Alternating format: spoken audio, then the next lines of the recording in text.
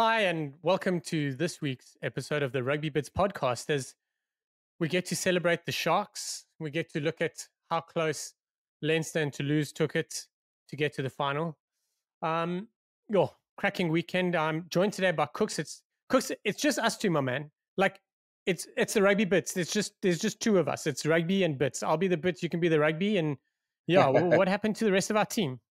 To be fair, I don't want Tyler to be here while we're celebrating the Sharks, because he's always gonna come bringing up old stuff about the Bulls, and it's like, oh no, you guys deserve this. So Tyler can stay wherever he is, and Jared's probably still pissed from being at the stoop on the weekend. From being at the game. The only pictures I saw of Jared was when Angus posted it, and Jared did not look sober. And he only looked sober at the one where Harry took, and he had a selfie, but you could clearly see that was the start of the day. And that was the last picture I saw of Jared without a beer in his hand. Jared, Angus, and Harry together supporting the Sharks seems about as chaotic as social media played it out. But yeah, so we'll forgive Jared and Tyler. We put him on the subs bench for this week. Tyler just got dropped for another reason.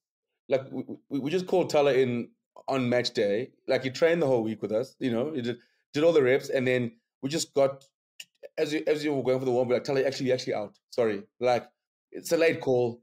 We're out. We'll tell the officials an injury, but just you're out. Sorry. And it's unfortunately like we don't need Tyler to bring us down and remind us like, oh, but the Sharks are 10th in the or 13th in the URC. Like Tyler's gonna bring our negative energy down, and we don't need that. The Bulls didn't play, so I think it's rightly so that Tyler got to rest as well. Absolutely. Well, let's jump into the good stuff. So. For those of you that follow us on our YouTube channel, earlier this week, we did a little bit of Springbok Bolters. And one thing that we're going to carry on doing is singing Siamosuku's praises. Last week, we pretty much, I think everyone just said the Sharks were going to go through. This idea of the Sharks winning the Challenge Cup to play in the Champions Cup next year is almost a foregone conclusion for so many of us.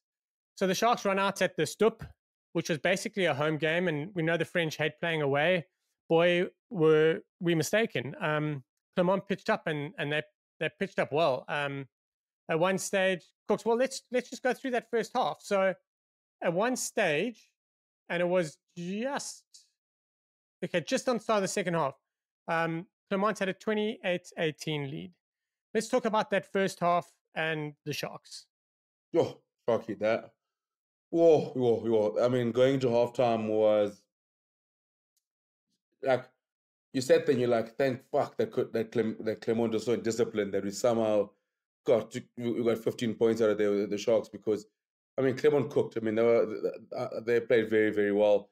And I thought the Sharks, the rush defense it just felt a little bit disjointed. You know, sometimes like you didn't know. It's almost like no one knew from the Sharks where the pressure's coming from, because someone would press and then like one pass beats the press and there's no one sort of covering on the inside. You're like, that's supposed to happen, or sometimes a guy pressing gets caught in no man's land where he hasn't made the hit, but he's pressed too far forward to actually try to play catch up now. So he's almost in no man's land, and it happened for two of the trials, and you're sitting there, you're like, oh geez, and it made me concerned because against Scarlets the week before, Sharks slipped a few first timers, and it sort of allowed Scarlets to get back in the game, and then a better side than Scarlets in Clermont, a side where they were phenomenal. I think Newsom, he was great, and then they just picked the Sharks apart. I mean, you could see they were the better side, and physically they fronted up.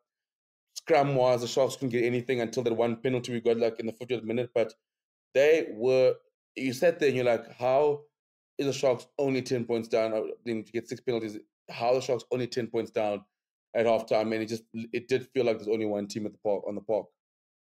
Yeah. Big thing was that missed drop goal as well in the start of the second half. The Sharks, as poor as they were, and we've seen it a bit this season, we've seen them be poor and just kind of let go, but they stayed in it.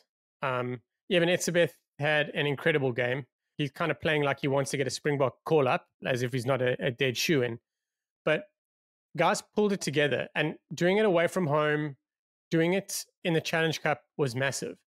I think we can't really avoid it for too long. Siamosuku, like, what an incredible showing. He's not only showed that he can play some rugby, but he's also dead eye off the kicking tee.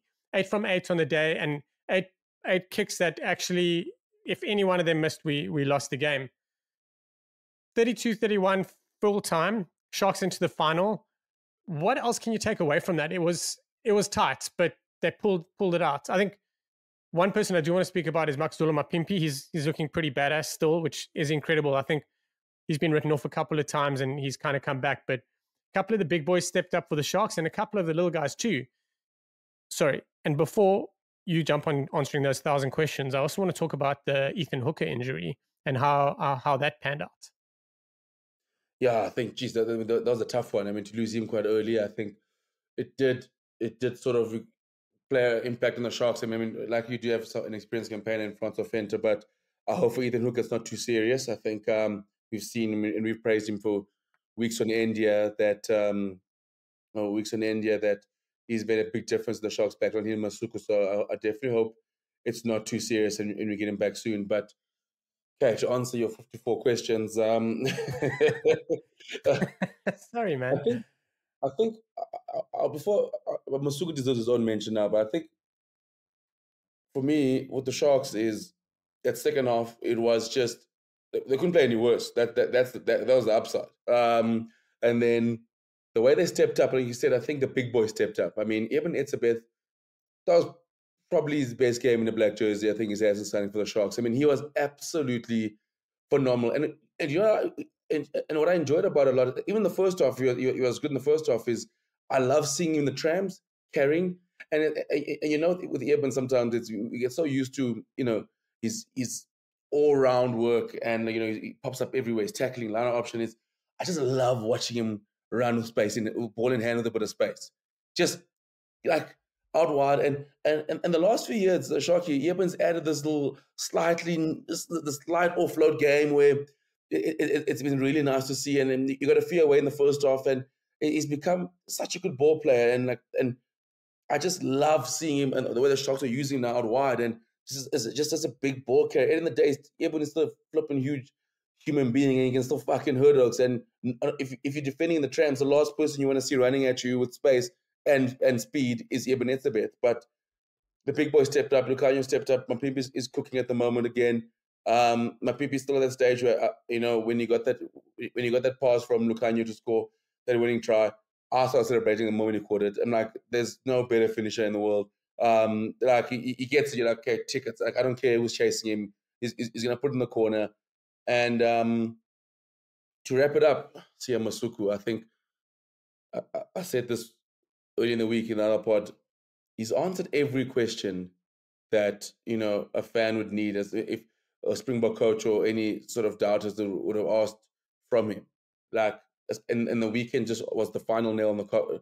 Well, I was saying the nail in the coffin, but the final box being ticked. Semi-final, under pressure, 8 from 8.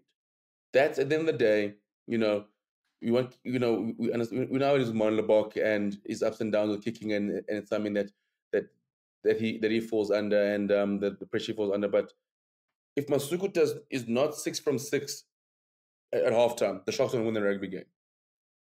He punished Clermont for every mistake they made from the halfway line, from the corner, and not many easy kicks. And if he does not go 8 from 8, the Sharks do not win the rugby game. What he did in that first half to keep the Sharks in play, be able to put scoreboard pressure, for me was like, that's what a Test match 10 can do. That's what you can answer, where if the game is tight, if the game is close, can the Oak kick 6 from 6? Can the Oak kick 5 from 5, get 5 penalties, we win 15-13? Those are the things his answer. We know how good he is with ball in hand. He has to buy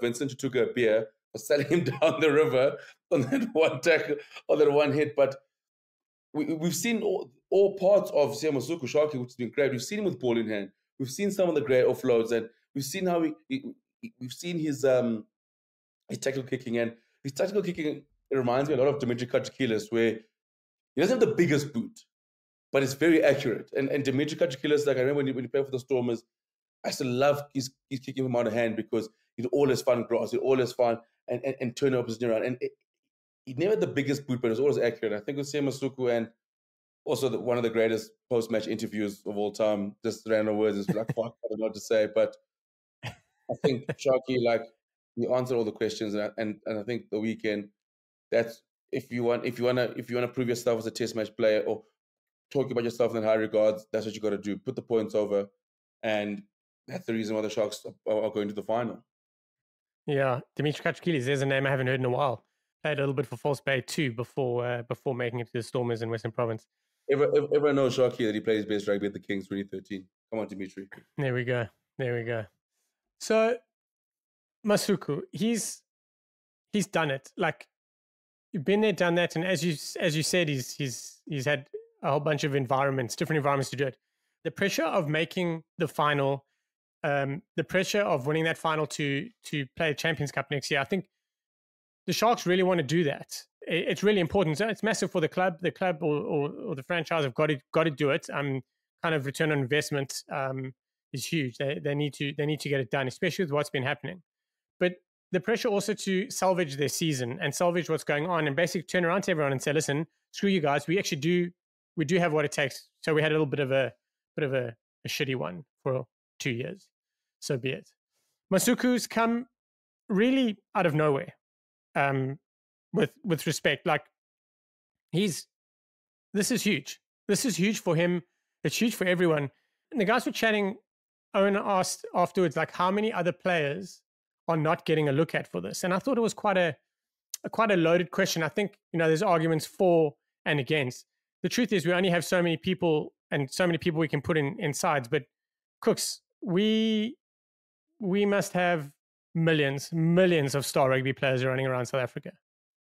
No, 100%. I mean, there's lots of guys running around in form, but I think the fluff conversation comes from a point where, Andre Pollard probably won't be available for the Welsh game. So, and Rassi mentioned when he got his doctorate that we have to actually look at other options, younger options, because we didn't have that in 2020 because of a pandemic. So we sort of had to from the line that go straight from the 2019 side and then sort of build in 2022 and 2023. But now we have the luxury of building. We have the luxury of 2 tests against Wales and Portugal that we can sort of throw out options and make wholesale changes.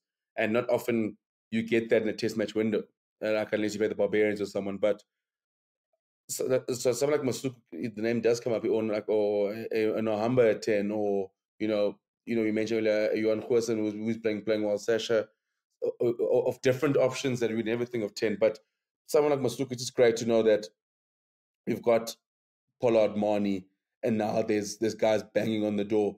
There's guys who are ready, and I think for someone like Masuku, it does become great that that we can constantly keep guys knocking, and it's just, man, like, we're so blessed with talent at the moment, and to have that talent at 10 is exceptional. And I just think when you get to the Wales game and the Portugal game, I think I'd feel comfortable if Marnie also wasn't available and we're going with a Masuku, or there's a Sasha, because of the form we've sort of seen him come through. And like Masuku, like Sasha's the same. We've seen him kick for goal. We see how he can play. Nohamba, we've seen him win the game for the Lions with his boots. So guys are ticking those boxes, and I'll never give up on Marnie's boot. And Marnie's, I still think he's a lot better kicker than what the stats suggest. I'm one of those guys. I mean, I love Marnie too much to ever give up on him. But that's what makes me happy, is the fact that like someone like Masuku just puts his hands up. And Sharky, I want to ask you. I know you like, you're quite a DIY man, and then you camp and you go to your hands. Do you think Sam Masuku now should build a new cabinet for his Man of the Match awards, or should you go buy a new one? Because I mean, if it's every week now, like, I mean, so basically, like, who's worse? Is Anton Dupont being nominated for every award, or Masuku winning Man of the Match every week? It's crazy. 4 in a row now. That's wild. And I know I keep banging on, but it's been such an incredible journey for him and for the Sharks and everything, for him to be doing this. The part that I love the most is just still stays really humble. Like, he almost looks like he's got that pinch me moment. Like, is this a dream? Yeah, I did mention it early on in the week, and I know you spoke about it, but I would love to see him at 10, actually. I think it would be a good shot. Like that would be an incredible journey for him. He was playing club rugby a year and a half ago, a year and ago. So that would be quite something. We're in for a very special.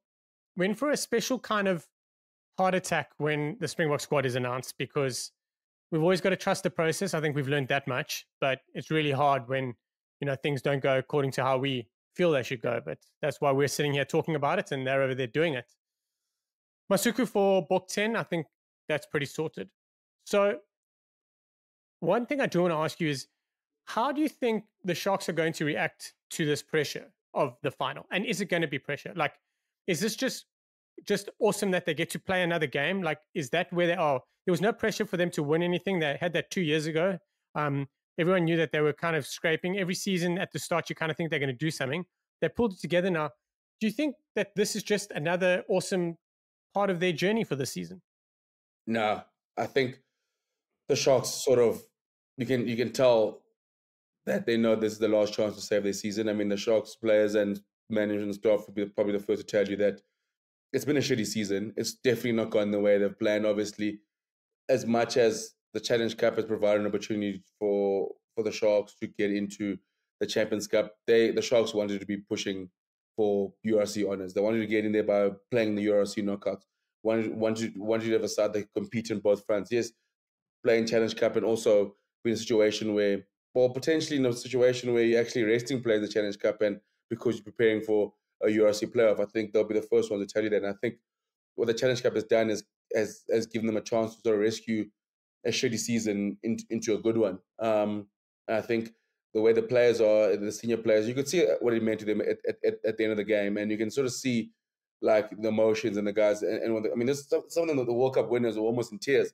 World Cup winners. I mean, and like guys are becoming yeah, but it's bad. Guys who've fucking been there and done it. Like this is probably like a competition that probably for them it's less the ones that won before, and they've been higher stakes, for example. But it still shows what it means for them to play for the Sharks and be in this competition. So I mean, the players, you can feel the players, they do feel the responsibility of we've got to save the season. And I think the final, I think it's one of those ones where how well they responded. And ironically, at the start of the season, these are the games we were losing. Now, and they're playing well, but then falling at the end. Now they flipped the script and they found a way to win. They dug deep. And I think when it comes to pressure, there's too many experienced internationals in there that know how to handle situations. That's why I felt at the start of the season, if the Sharks had to get into a URC playoff, they become such a hard matchup because of all the Springboks and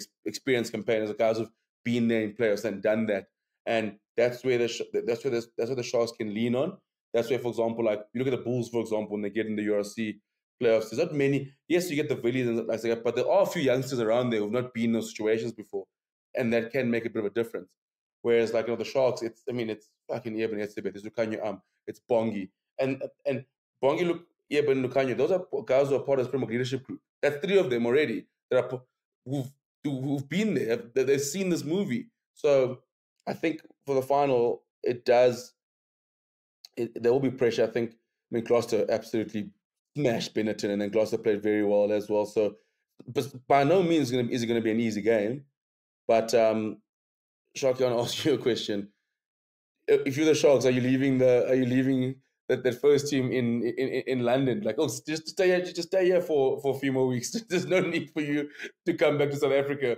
Just stay here. We'll send a few Yorks back. Yao Penley and the boys. They can do the last bit of URC. I think Yorks just extend your London stay. Like, we'll bring the kids up to you. We'll bring your kids up to you. Exactly. Bring family for holiday, bro. Family for holiday. It's starting to become summer there. The weather's pretty good. It makes sense. One more game. You talk about like players that are in the Springbok leadership group. Imagine the emotional roller coasters they'd go from like month to month being with the Sharks and then going to the Springboks, and like it must have been absolutely crazy for them to experience that. But it's starting to come good. And I think it's, as much as I'd like to say, and everyone would like to say it'd be great, the Sharks are in the final, whether they win or lose, it doesn't matter. They've got there and it's kind of turning their season on. It's really just win for them. They have to do it. You're not going to get relegated from the URC. Sure. Also, sorry, like it's been a while since the Sharks have won a trophy, and as as Sharks fans, I mean, end of the day, I think we mentioned this earlier in the season that how great it would be when the Sharks are struggling, like if they won the Challenge Cup, and just to put some smiles back in Durban. They have already. Just be nice to have a trophy again. Just have a trophy that we can celebrate. Be the first African team to win something in Europe, which is a great place to be. And I think it would just show that we can do it in Europe as well. South African team can run the gauntlet and win it. Maybe Challenge Cup, but again, maybe that's what we need to maybe potentially fucking host a European game, knockout game, or semi-final, final in South Africa. I mean, you can't invite us to a party, Shocky, and we come to this party, and then you tell us like we can't bring our own things. Like, unless you're gonna provide us something, like you can't say, "Hey guys, I'm having a bribe, but just don't bring any meat. We will provide." Like, hey, we're also part of the European competition. Don't fucking hell, let us host a semi-final, unless it's gonna be at the Stoop or fuck. You might have to make it in Perth where there's other South Africans. We're should find cities where there's other South Africans until they allow us to host it. Absolutely. Yeah, interesting. It also kind of shows what is needed to be competitive domestically and in Europe. The Bulls and the Stormers were probably our shots at it this season, and they've done well, but they just couldn't get over. So you really need a big squad. You need quite a big budget as well. It's something that's quite important. You look at La Rochelle. La Rochelle haven't won the top 14, but they somehow pulled it out in Europe 2 seasons running. They lost in the final to Toulouse to an absolutely incredible Intermac try. The final of the top 14 last season, so they couldn't pull the double. So it's quite a big thing. I think Leinster have shown, like, for us going in to Europe, you kind of Leinster were the benchmark. They always were. They've won everything. They've won European cups. They've done this. They've done that, and now they haven't won anything. And they still probably have the best squad by a country mile. They have the best squad that are able to compete on both ends. So they're competitive on both sides at the moment, and we'll get into the Champions Cup now. But wrapping up the Sharks, some South African sides beating French sides by 1 point is starting to become a little something that'll bother the French and the South Africans for a long time to come, I'm sure. But Sharks into the final, and they're facing Gloucester. And as you said, Gloucester pumped Benetton. It was 15-11 at half time. It was relatively tight. Both sides were in it, but then it absolutely blew up in the second half, and it finished up 40-23 to Gloucester, who, to me, looked like Benetton kind of gave up the ghost after a while. But South African, who didn't get a look in when we were doing our bolters early on in the week, is Rainer Smith. That guy, he should have key to the whole country. Forget the city. He's been incredible. No, he has been. I think he's been absolutely good for Benetton, and like one of those guys that probably didn't, in his own standing, you probably feel like he didn't do as well as he'd wanted to in South Africa. I mean, coming out of one of the best varsity cup players we've ever had. I mean, at Booker he was up, and then was up and down in the Cheetahs. I think now Benetton, he sort of got a new lease on life there. So it's good. So now you can see the new lease of life, but he's absolutely cooked. I mean, obviously, I'd have loved to see Benetton obviously win it. But Gloucester's going to be tough, and I think with all these sides, you've sort of seen European royalty sort of come through in rugby heritage. You look at Clermont, and Sharky, you mentioned now that Clermont's been struggling, but they found a way to turn it up. And then I look at Gloucester, a side notoriously used to being in European competitions, and a side that's won quite a bit in Europe in Gloucester, and Benetton still sort of putting the pieces back together. Also back together, putting the pieces into becoming a better and better side is something they'll learn from. But I think for Sharks, it's going to be a tough game. I think no bones about it. It's going to be tough, but I think it's going to be a good final. But I'm just Sharky. I think I'm just keen to see the Sharks can say the season. I think Gloucester scares the shit out of me, but I'm hopeful. I'm hopeful in a few weeks' time that the Sharks can get the job done, and we bring a trophy back to Durban. Yeah, absolutely. The big target for the Sharks would be the Gloucester pack. Obviously, Zach Mercer's there doing his stuff, Rowan Ackerman, but up front, the Sharks with Mercer was an absolute non-stop. Adam Hastings is getting back in the groove after being ignored by the Scottish setup for a while. He's obviously announced that he's leaving Gloucester at the end of the season. And rightfully so. Tell us no, and rightfully so. Only Tyler and the Gloucester coaches believe in Adam Hastings. Not even his family believes in him.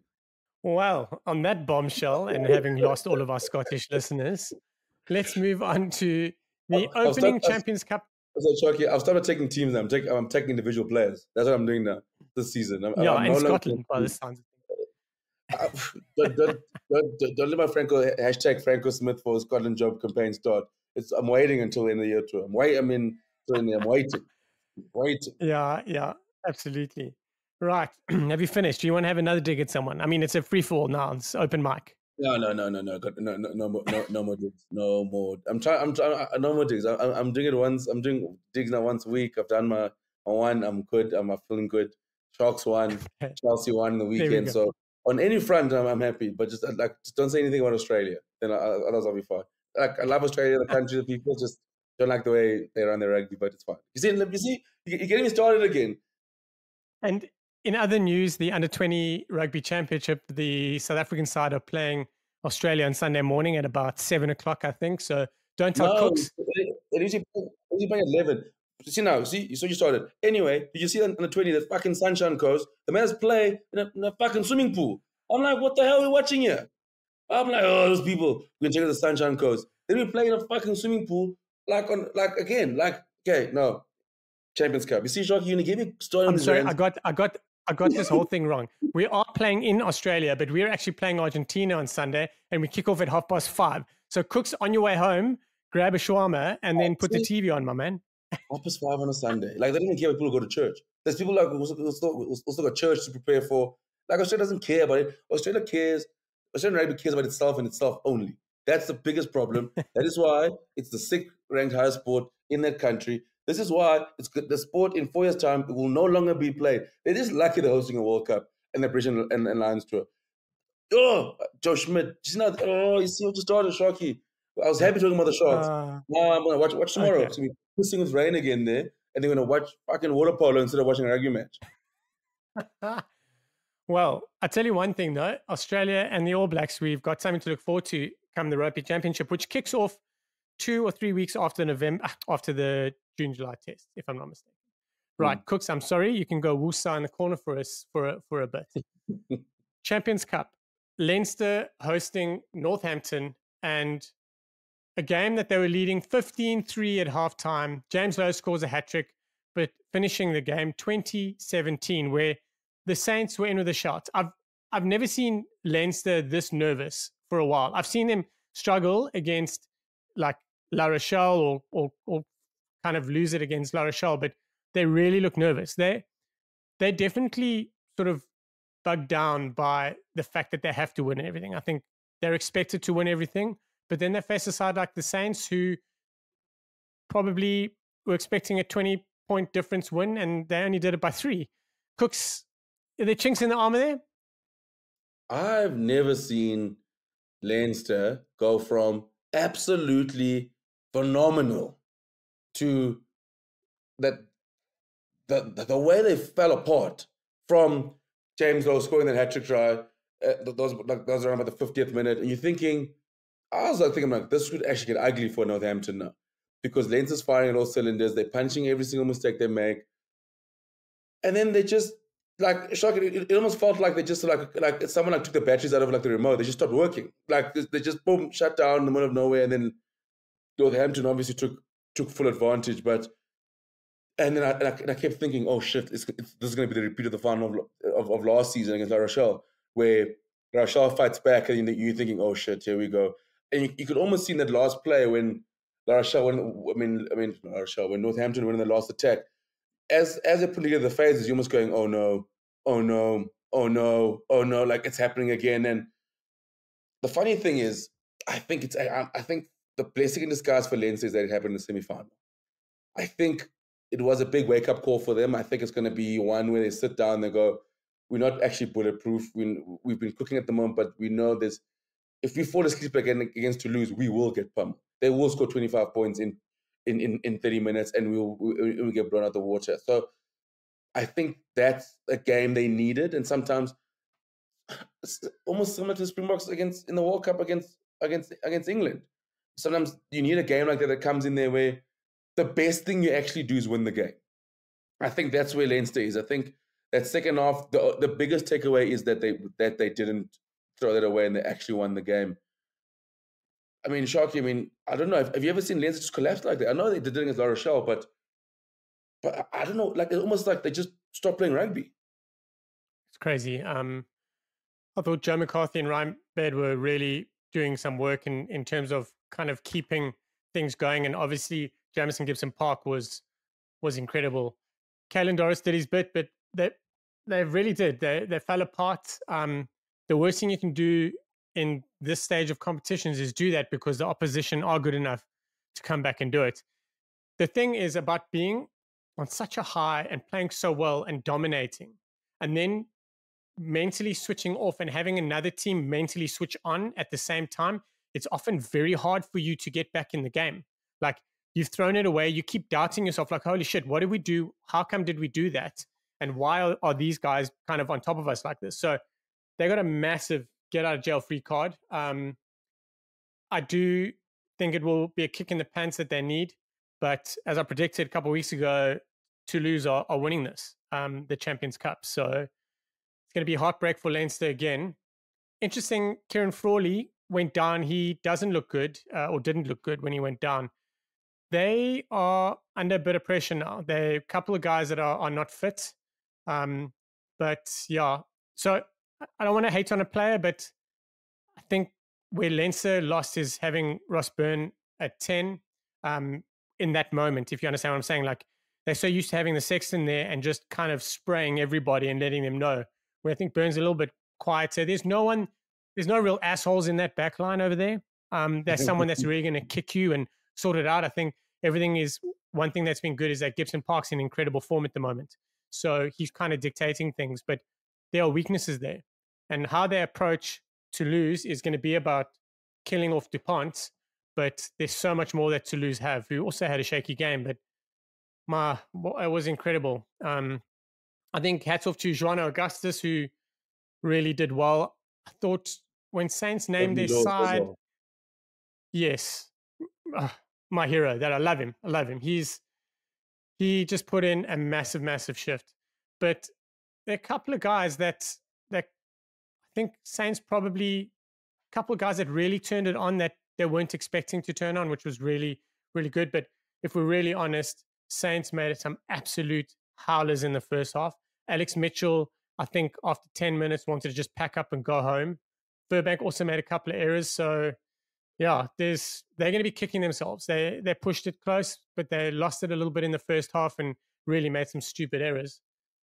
Leinster marching through to another final? I think, Sharky, I think for Leinster, I hear what you're saying.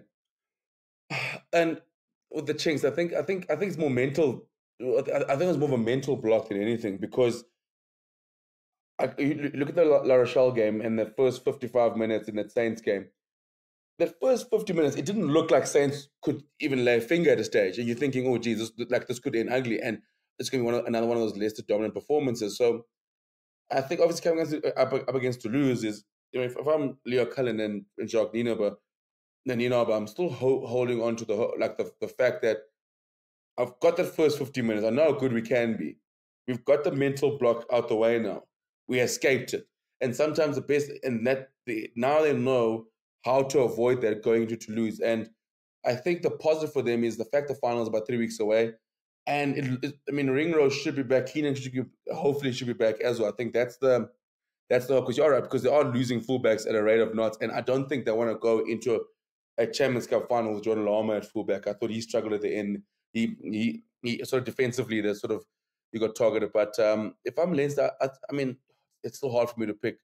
I just think eventually Leinster's going to win a final, and also they do tend to lose in these things. So it's going to be very interesting. But Leinster rumble on again. I'd also like to apologize to George Furbank. I always used to, I just never understand why they would just take they played him over Freddie Stewart at 15. I did a slight apology during the Six Nations, but this is my official apology to George Furbank. I apologize. I'm not familiar with your game. He's the second. What a good player.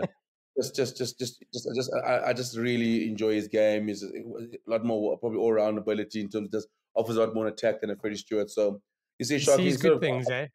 I can He also sees he apologize. sees things differently, Burbank. I can also say good things about players and not just bash them all the time, like how I bash Adam Hastings.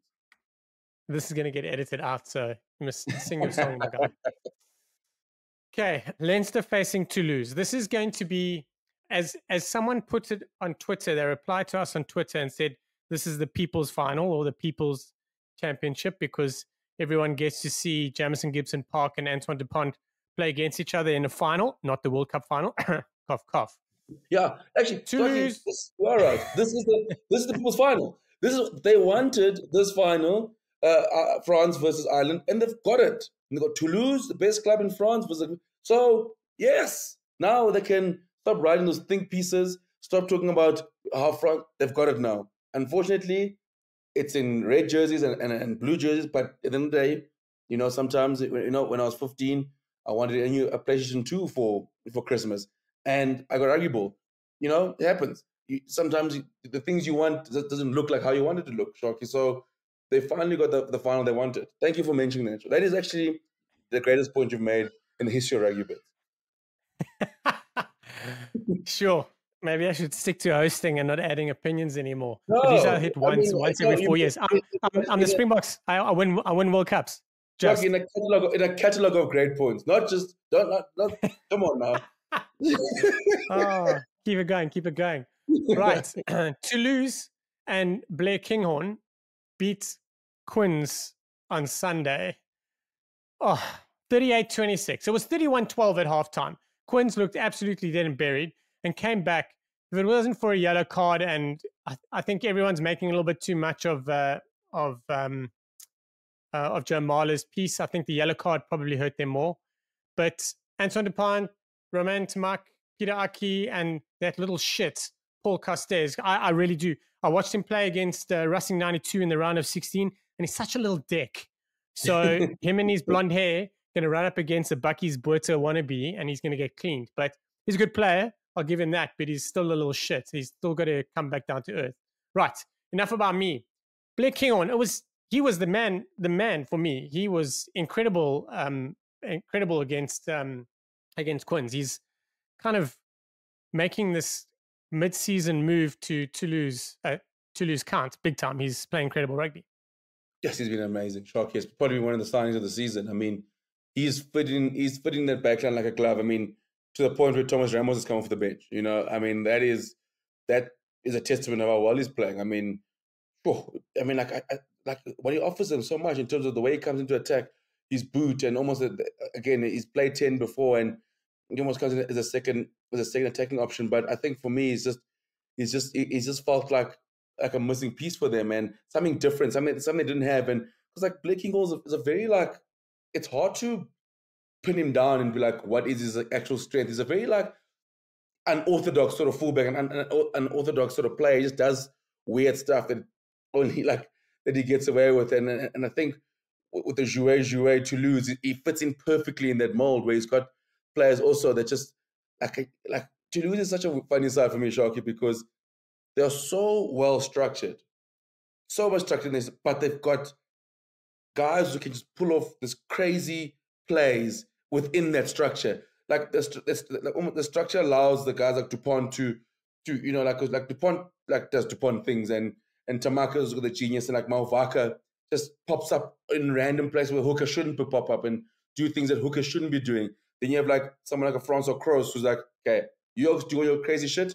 I'm just gonna attack people for 80 minutes and bring some sort of balance here. So, and Tamak also brings that to a certain extent, where he's like, oh, I'm must make my players, I'm able to balance, and then Blair Kinghorn is sort of the best of both of those worlds, where he's got a bit of chaos in him, but he's got a bit of structure in him as well. And I think he's been the perfect signing for them. And I just can't believe how well this signing has worked out for Toulouse. Yeah. Very interesting. I'm glad that you finished off by saying he's got a bit of chaos and a bit of structure, because I think the chaos probably came more out of the teams he was playing with, where now the way everything's going, I think he's just running really, really good lines. The chaos isn't there too much. The only chaos that I saw from him was giving himself a 20-second break before preparing his kick for goal. So that's going to cause shit. The other bit of chaos in the game, besides Saffers abroad, Tyrant Green, who was flipping cooking, is when when and how are we going to sort this out? But when are the home ground TV directors going to stop influencing games the way they do? Because this is something outside of rugby. This is not the team or the referee or anything. This is just some guy not showing massive head collisions when it's against his team and showing them 40 times when it's for his team. Yeah, unless you do it like what the World Cup does and you get independent sort of like guys who like production teams and things like that, because you are right. Unfortunately, when we've seen it in France, I mean, we are guilty of that as well. But unfortunately, that does that, and that can change a game as well. That can win you a game. I mean, we know the famous Liam Messerman and Messi incident where he offs the elbow and then Lammy gets kicked over. Like the ref missed that. Both TMO ref, they all missed it until it came back over and over and over again. But you're right. I think it comes, especially in semi-finals, where it might have to go to someone independent because that is affecting games. And I do understand it's the right call is being made or sometimes in that case, but it is influencing the game. So it's such a hard one because the TMO does miss something, does miss something, but if it's going to be done, it has to be done for both teams. That's I think that's what you're asking for. If you're going to show 40 replays of one thing, it's got to be for both sides. If something missed, it can't, because now Quins are playing there. If there's a head knocker to lose one, there's no replay for it. Like then like you withhold information. So I agree with you. If it's going to be done, it's got to be done for both sides, because at the end of the day, like it's got to be, yes, there are home field calls and home field, but something like that, I think it's getting to a point now where it's like it's actually becoming out of hand in rugby. Mm. For Quinn, so actually for Toulouse, I thought Francois Croix was flipping incredible. Man held everything together, but there were a couple of guys that were really stand-up performers for Quins, and they did it in the second half. Some of them were doing it the whole way through. I thought Chandler Cunningham South was incredible. I know that one try came off him. I thought it was a bit of a shitty pass from Danny Kerr. Andre Esterhuizen was in there and thereabouts, but someone that was really on fire the whole game was Tyron Green. And he's deadly. He is deadly. For a little guy, he runs incredible lines, but I think his speed catches people off guard in that he gets to you so much quicker, so you're not set for the game. So he's really hitting just arms. Quite a solid guy, gets stuck in with the shoulders when he needs to tackle. But Quins, yeah, it was that they'll feel a little bit hard done by. Not hard done by. I think they'll probably also be looking back at this game. It was their first semi-final for the club in Europe ever. So yeah, they're going to really kind of feel that they let a big scalp get away from them. I know you mentioned a bit about the yellow card, but it was a stupid play from Joe Marler, and it just halted all the momentum they had in coming back there. And I think with Harlequins, I think especially where they are, I mean, you're playing against Toulouse. I did felt the only way for them to beat them was to sort of keep on the jouet, just try out jouet to lose. And it's like, this is going to be for Harlequins to win. It has to be a 45-44 sort of kind of win. It's not going to be a 15-12. They don't have the pack and they sort of experience to go down the rabbit or to go to the gutters per se with Toulouse. And I thought they did well to sort of get back into it. You're like, okay, cool, they're getting back into this game. They have all the momentum, and then the yellow card comes, and you go, geez, like Joe Marler, like it's just, at the time, at that particular time, it was probably the shittest thing he could have done. It's just like, but like, and the thing is, sometimes he gets away with it because of his personality type. The guy's like, oh, he's a funny, like he's got all these things, but fucking hell, like that's costing your team a semi-final. That is that play there is setting you back when your team is trying to come back from a semi-final. That time it doesn't need something for you to be funny. It doesn't need for you a snide comment or like what he does. But at that time they need the Joe Marler that's played almost 100 caps for England, a cool head. They need the Joe Marler's experience. That's why he's there. That's why he's playing at that time. That's why he's finishing games. But now if you making those stupid plays, it's just, that's why I was so annoyed. And then you could see then Toulouse from there rallied back and then sort of grab control of the game, and then from there they were able to just punish the Quins. But yeah, it's like, I think you're definitely right. I think Quins will be like, before the 10 minutes, also that last 10 minutes before halftime, that feel like where they almost fell apart slightly. I mean, the Movaka try, and they were probably thinking, geez, like we got, like we were going blow for blow, and then sort of just kind of fell apart. So, but yeah, I mean, for your first semi-final ever, your club's history to be had to lose. It's a very, very hard ask. Yeah, absolutely. Right. So Champions Cup final, Leinster versus Toulouse, and the Challenge Cup final, Sharks versus Gloucester. So, Cooks, you can either have the Sharks winning or Leinster losing, or Leinster winning. Sorry, if the Sharks win, Leinster win. So, what do you want? The Sharks are going to win. Leinster are going to take it. But in order for Leinster to lose, for Leinster to lose must Sharks must lose. Who you got? Now on the Sharks. Do you love the Sharks more than you dislike Leinster? No, definitely not. I definitely want the Sharks to win. I don't mind Leinster winning. Leinster, I won't say I dislike Leinster. I dislike the whole of Ireland at the moment, but Leinster has got a soft spot for me for them. But like because of Jacques Nienaber, and I do. Okay, my hate of Ireland. It's not just like it's not the rugby. I enjoy watching Irish teams play. I enjoy watching Leinster play. I really enjoy watching Ireland play rugby. I do. I just don't like the media and the narratives that they've driven and all of this. And that's just my only issue. But again, other than that, I do really like Leinster. I like that they play good rugby. So I wouldn't mind them winning. Flipping hell, like. Well, like it's actually more like, can you eventually win it? How many times are you gonna lose this thing? Like you can't get it. Yeah. They've managed to pick themselves up each time. I mean, I think if there's any NFL fans here, they'll feel like the Buffalo Bills in the 90s, they went to 4 straight Super Bowls and left with nothing. I don't think any sports base should ever go through that again. Like no sports base should ever go through this without going to that 3 finals and winning one. Like, I can't think of anything worse. I can't think of anything worse. I think it's everyone hates a foregone conclusion. I think that's probably the biggest thing. Like Ireland was supposed to win the World Cup. I mean, when the All Blacks won 2011 and 2015, like you knew they were going to win it. It was that kind of thing. You were hoping that they were going to get it wrong somewhere, but you knew they were going to win it. And I think that's the thing with Leinster, that it's a foregone conclusion. But now for 2 seasons, they essentially by the end of the season should have had 6 trophies.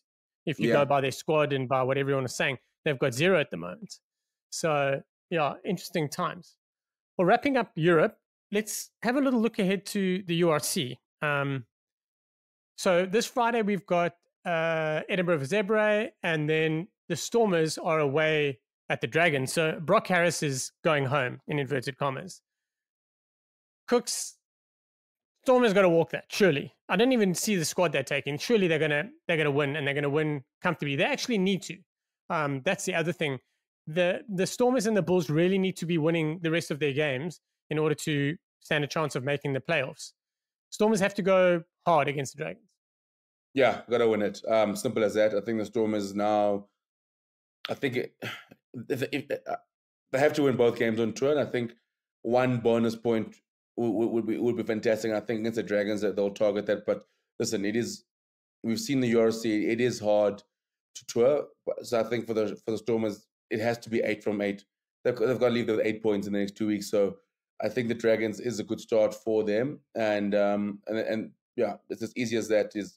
It's 2 mistakes there. I mean, that's the thing with the tour, because they play Connacht next week, and Connacht obviously it's they also did for a spot in the playoffs, so they would rather at least win the game against the Dragons and put yourself in a place where you're at least comfortable. Because I think Connacht, who are they playing this weekend? They play Munster away, so there's a good chance that Connacht could lose that game, for example, and then Stormers win. You're almost eliminating one of the sides that's in the running. So yeah, big win. Stormers, they need it.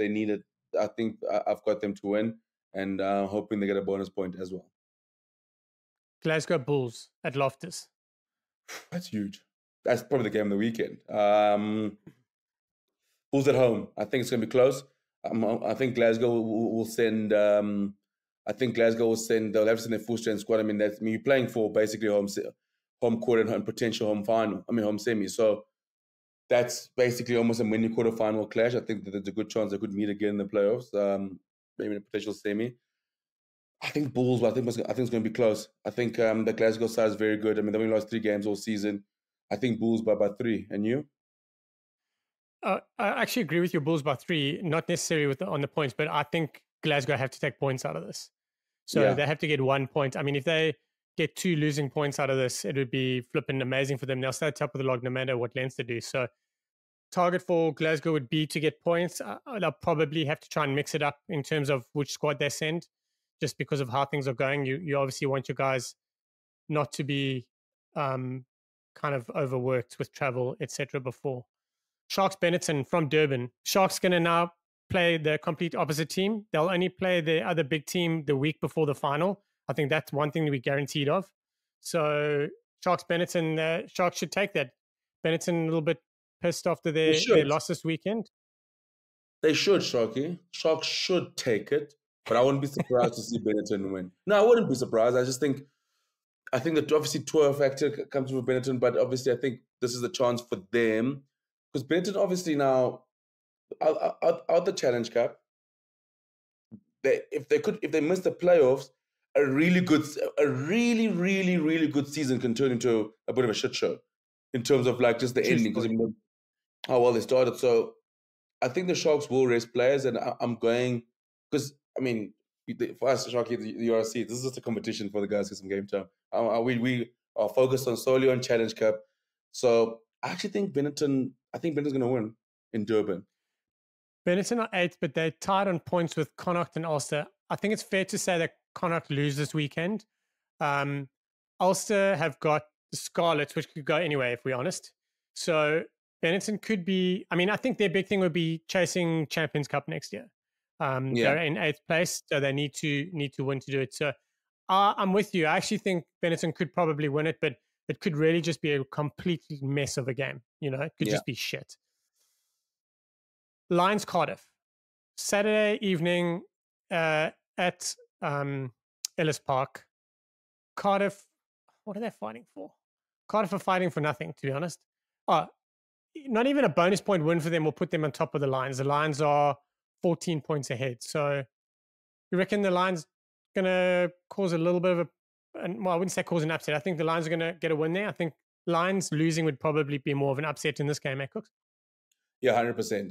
Lions in a bonus point as well. I think after the setback against Munster, not even like I think the Munster one, like the big factor now, Sharky, also is losing bonus points can make all the difference in the world. And against Munster, the Lions did nothing. So I think this weekend they need a winning bonus point. They need 5 points this weekend, and I know next week they've got the Warriors. Jeepers, it's so tough for the Lions because of they've had to play Leinster, they would play Munster, and now the Warriors next year. So you got Munster, who's 3 of the top 4 sides, and yes, they don't know they win against Munster, but they have to take.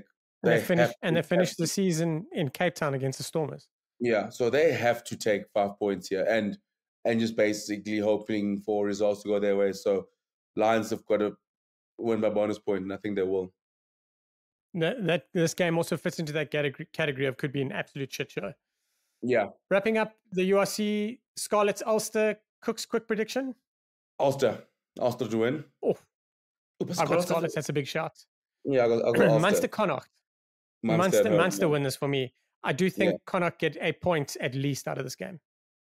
If I'm not mistaken, Munster are bottom of the Irish Shield or whatever it's called. If I'm not mistaken, I'll check up for you now. But Munster, Connacht, who have you got? Munster at home. Okay. Munster's good. And then the final game of the week, final game of the weekend, Leinster host Ospreys. That's a foregone conclusion. Yeah, Leinster at home. Even they'll definitely make changes, but Leinster should win at home. Yeah. So Irish Shield, Leinster on 14 points, Ulster on 13, Connacht on 10, Munster on 3. Not that do these shields mean anything anymore? They don't mean anything for the Champions Cup. I think it's more pride than anything else. Yeah. I think the Champions Cup now, they finally sort it out and go just top 8. Yes. Yeah, they have to. Italian Shield, Glasgow on the top with 19, Benetton on 14, Edinburgh on 9, Zebra on 2. South African Shield, the Mighty Bulls on 20, Stormers on 17, Lions on 12, and would you believe it? The Sharks are on the bottom on 3. That's our section of useless information on the Rugby Bits podcast because the Shields don't mean shit anymore. But Kooks, that's going to wrap up this week's episode. Sharky, wait, before we Cracking wrap up, weekend. No, go for it. All yours. before we wrap up, I must say this. This is the funniest thing about Super Rugby this season. I'm saying this as I am a Crusaders fan as well. My word, have teams lined up to end generational curses. They have lined up, and they've like we've been waiting for years. Every time I look, it's like, ooh, Reds have won a Christchurch for the first time since '99. Highlanders have won since 2015. Like teams have got all this years and of all this pain that Razors put them through, and Razors put them through, and Robbie Deans have put them through. Like the players now, they remember what when their dads were playing for the Reds and for the teams, and all the pain they grew up with as fans, and the fans seeing like Crusaders going to stadiums and just dominating. Sharky, all these teams have lined up. Every time you blink, it's like history. I'm like, geez, Crusaders just win a game. Some fans weren't even alive when the last time the Reds beat the Crusaders. Some of the players weren't even alive. Like, some of the players of the Reds, when you're quite a young side, they've only known losses at Christchurch, and now I was like watching Super Rugby, and I mean, it's getting very close now, but it's getting very close now, but it's been funny. And lastly, I've been watching obviously a lot of schoolboy rugby. Just some quality rugby at the moment. The level is so high. Whoever's watching this, if you have time, just go on the Sports Schools app. Go watch Paul Roos versus Monash last week. 28, it was 29, 27, an absolute cracker. The level of schoolboy rugby again is so good. Paul Roos is absolutely at the moment. Yeah, so now this is my little shout out to schoolboy rugby and schoolboy coaches. I mean, the level is incredible. Ronda Bosch beating flipping Weinberg on the weekend. That was a shocker, but I mean, a shock that no one saw coming. Yeah, no, shocking. Like rugby at the moment is healthy. A bit worried about the Eastern Cape schools, but schools in Cape Town are cooking. Schools in Cape Town are cooking. Joburg schools are cooking, and I think one of these days I must actually want to get Alan Miles on here. He's a big rugby head, and get a few schoolboy coaches. Maybe do a little schoolboy pod, catch our rugby bits. Our dirt trackers, keep them up what's happening in schoolboy rugby. Yeah, absolutely. My shout out goes to our sevens boys. So Dylan Sage is back. He was in France for a while. I think he was playing in not the D2, just below the D2. He's playing for quite a while. He's come back, played seven. Our men's seven side did okay. Probably threw it away. Yes, probably threw it away with one or two errors, but they're kind of showing they're fighting best. Congrats to Argentina on winning their first ever World Series. And interestingly enough, there's one round left, and that round is to play for another winner takes all championship, something like that. Very weird. I saw Dylan Jack talking about it. That's a sole, like the winner there. I think it's a sole competition, and then you have the league, which doesn't make sense to me. Like I don't think it's like what they did in SLA, in Western Province Club Rugby. Like you'd play, and then if you won the league, you were the league champions. But then they sent 6 teams away to go play for the President's Cup or something, and not the President's, for something else. It was quite weird. Also, congrats to our women's. Shoot. Yeah, but like there shouldn't be like winner takes all. Like then, so basically, it's basically stuff the whole league format then. No, I think Argentina have won it. Yeah, but they've won. Yeah, they've won something. Well, they've won they've won the World Series. Then next week you play for another thing. I think, if I'm not mistaken, I think probably the biggest thing out of the next tournament is the playoff for relegation. I think that's probably one of the big things. But on the women's side of things, if no one's heard, Nadine Roos is absolutely blitz. Our women's sevens have done pretty well, and the 15s. So kind of knocking it up pretty nicely, eh, Kooks? Yeah, very nice to see. 2 wins of the USA. The last tournament they got in the final, so just great. Again, guys, dirt trackers, we need nicknames for our women's seven side, women's we get some nicknames. I think we petition that, but 2 good wins for them, and I see, and which is great to watch, great to see, and obviously they'll do well this weekend to sort of finish the season well. Yeah, guys, that's going to wrap up this week's episode of the Rugby Bits podcast. You're here with Kooks and Shaun, and we will catch you next week. Don't forget to follow us on social media and our YouTube channel where we drop videos once a week. Thanks very much. Have a great week. Cheers, guys.